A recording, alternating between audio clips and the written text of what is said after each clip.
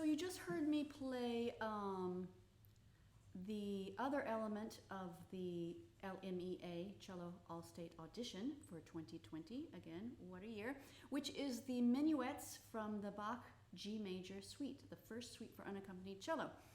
And I think that most of you, if you're to the point you're auditioning for All-State, you probably already have some familiarity with this.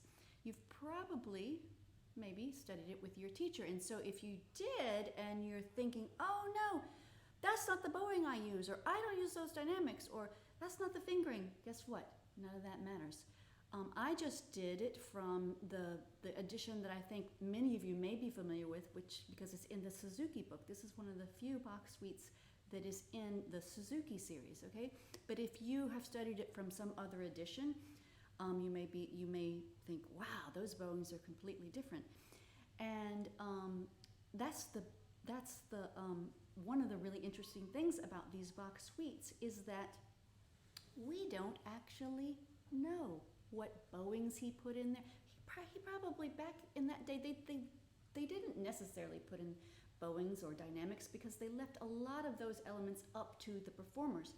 But we really don't know with these particular works by Bach because we don't have his handwriting. I'm here at the LPO offices, and I meant to bring my cool big edition that has all of the extant manuscripts, all of the manuscripts that we do have of these suites. None of them are in Bach's own handwriting. We don't have that. Maybe someday somebody will discover it hidden in some drawer in a Leipzig church or something, I don't know. But we don't have them. What we have is his wife, Anna Magdalena. She copied them out by hand, so we have a copy of that. And a couple other of his students or associates wrote them out. And guess what? They all have different articulation markings. Some of them have a few dynamics. Most of them don't have anything like that. They even differ, some of them, in a few different notes and chords here and there.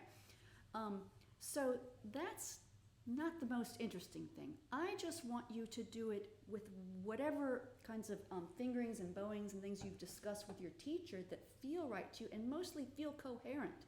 They have to, if you took one edition and you did like one line of it using this certain bowing, and then you took another edition and maybe you did the next line with this certain bowing, they would kind of clash. So you want there to be a coherence in what you do. And that's something you can definitely work with your teacher on. I just want to offer up what I think is one of the most interesting things about this. Just something to think about as you play this work. And that is that it's one of the earliest works, not the earliest, but one of the earliest works for unaccompanied cello. What does that mean? I mean, you know what it means. It means there's no piano accompaniment. When you've maybe done recitals before, you've mostly been playing a piece of music where you're the soloist. You have the melody and you're accompanied by usually a piano, who knows, maybe guitar or something, but some kind of more chordal harmonic instrument playing the chords and the harmonies and other kind of accompanimental lines. That's probably most of the solo playing you've done. But this is there is a great body of work, it's growing every day, for unaccompanied instruments, and this is one of the earliest.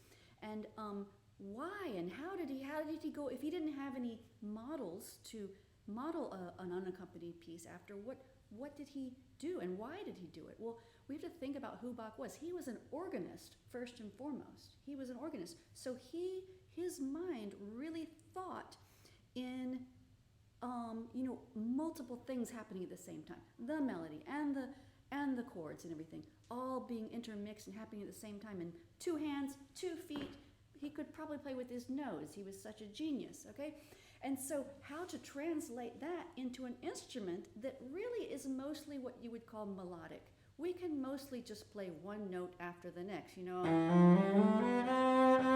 can mostly just play one note followed by another note. We can play sometimes double stops, okay? And sometimes we can even roll a chord that's like 4 notes, right?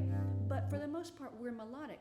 Yet, in order to make a work of music complete, you really do need some sense of the harmony interacting with the melody. And that's the genius of Bach.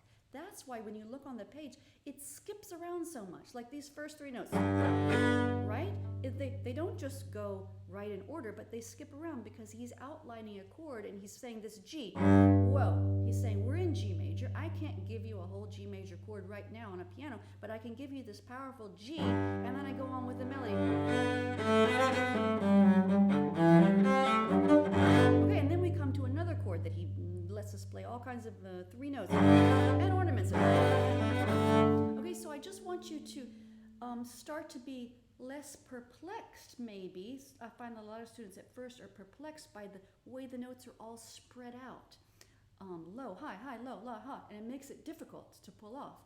So enjoy the beauty of these notes being spread out, and some of them being chordal notes and some of them being melodic notes, and going back and forth. And basically, you're accompanying yourself is what you're doing when you play an unaccompanied suite.